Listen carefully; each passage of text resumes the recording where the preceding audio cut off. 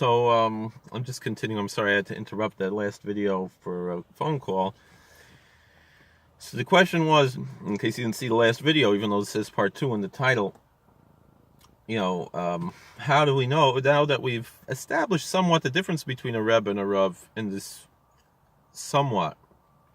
discussion, I made a claim that by the Hungarian Hasidim, the office of the Rav superseded the office of the Rebbe. And if one individual embodied both, which really a talented rabbi should be able to do. There are a lot of rabbanim, and I'm talking about modern Orthodox rabbanim, Litvish rabbanim, who their office is the office of the Rebbe more than the office of the Rav. It doesn't mean they take kvitlach, doesn't mean they fear a tish, but they're motivational speakers, they're inspirational speakers, they're counselors, and they might not be the greatest Talmidei Chachamim, but they know how to learn, and they embody more of the office of the Rebbe than the office of the Rav, and the more essential aspects of the office of the Rebbe. These incidentals, almost we could say cultural aspects of the Rebbe Vista, of the way of dressing and the fearing a tish and taking kvitlach and things like that. These are incidental and cultural to a certain extent. That doesn't take away from the fact that they might be very real. I don't deny the reality of those supernatural, spiritual expressions of the Rebbe Vista. I certainly believe that they are real. I just recognize that you can be a good Jew without that. But then there are certain rabbanim. You look at someone like Rabbi Avi Weiss. He's a Rebbe, more than he's a Rav, even though he does do certain Rav things, like he'll sit on the Bezdin for Geirus and things like that. That's more of an office of a Rav and not a Rebbe.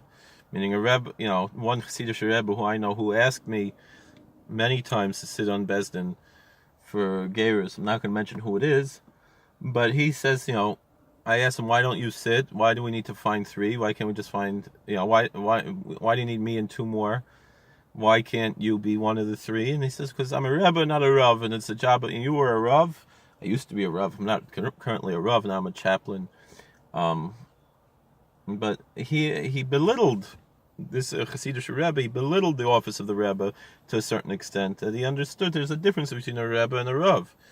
And so why does a Rebbe have a besmedrash like it's a job, meaning a Rebbe will often hire a Rav,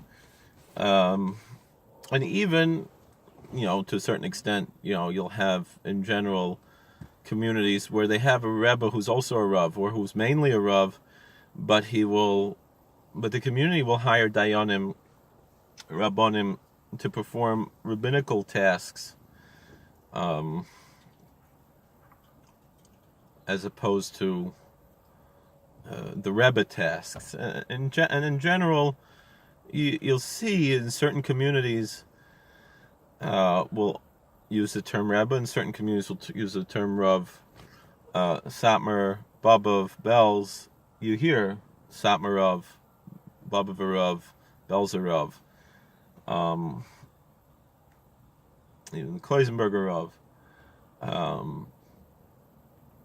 Those are the communities from Hungary and Galicia will generally, now the thing is, someone like, most of those are also Rebbes. All of those I mentioned are all Rebbes.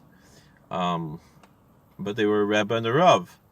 I would say from all of those, the Satmar Rav was first and foremost a Rav, compared to being first and foremost a Rebbe. He was hired to be the chief rabbi in the towns where he served in Hungary.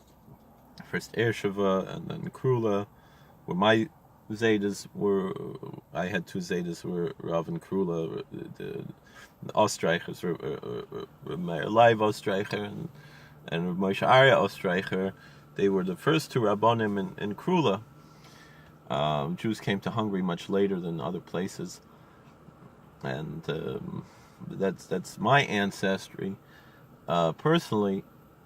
And they were not Hasidish. In fact, it's the opposite.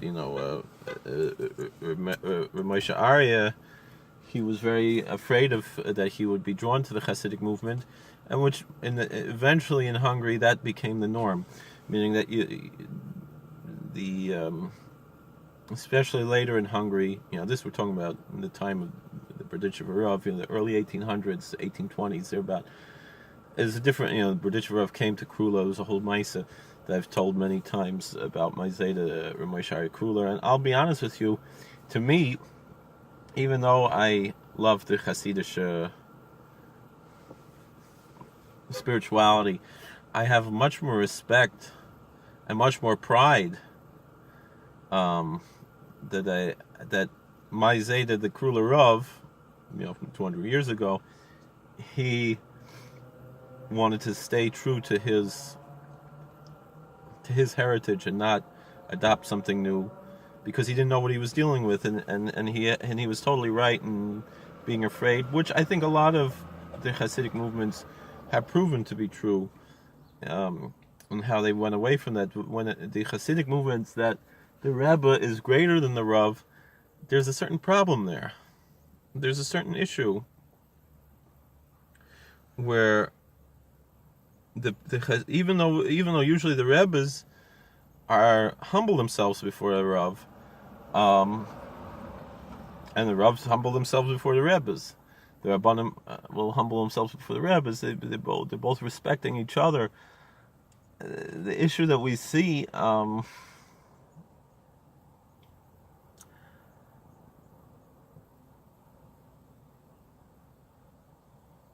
is, you look at Lubavitch Square. These places, even though they have their Rabbanim and they respect their Rabbanim, but the Rebbe is like a totally different category, and it's a different type of approach to Judaism. It's one that personally doesn't work for me. Maybe it works for other people. I know it works for a lot of people.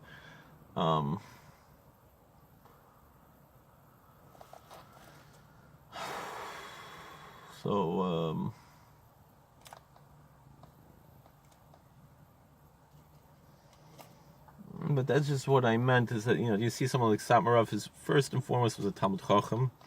First and foremost, he was hired to be chief rabbi of his towns, and he served as chief rabbi as well as Rosh Hashiva, and he also did the Chassidish Rebbe shtick. He took Kvitlach and made a tish, but it wasn't the main thing to him. It's very clear that in Satmarav's life, the main thing in his life was not taking Kvitlach and fearing a tish. The main thing in his life was to be a Rav. And then when he came to America, his position was more of a Rebbe, not of a Rav. But he was a leader, and probably one of the greatest leaders we had in the 20th century.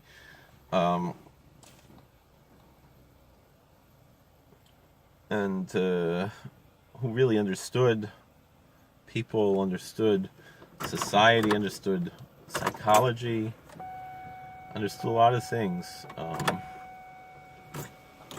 What's going on here? Why is this up? Alright. So, it's supposed to go down now. Alright, there we go.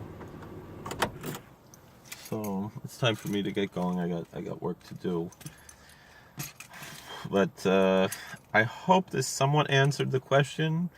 If you have more questions, or anybody else, whether it's the one who asked the question or someone else who asked the question,